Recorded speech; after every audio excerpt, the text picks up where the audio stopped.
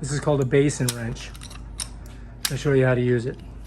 All right, so anyway, I'm going to show you that this, basically, here's what we just took out of there. And this right here, to tighten it, I would go to the right.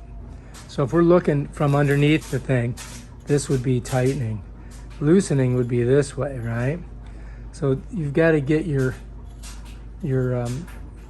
basin wrench on there properly. So to loosen it, what I had to do is I had to come in and I had to get this all the way around it, like this, right?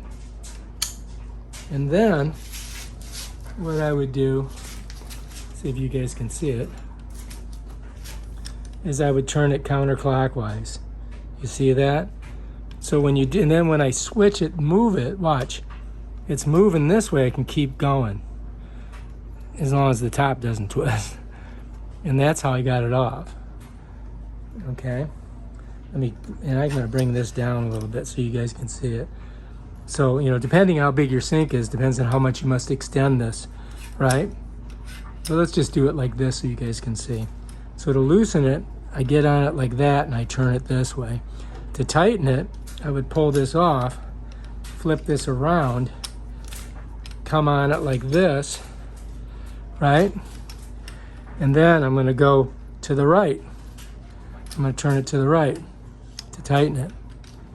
You follow me? And that's how it works. Anyway, that's it. That's how you do it. That's how you use this.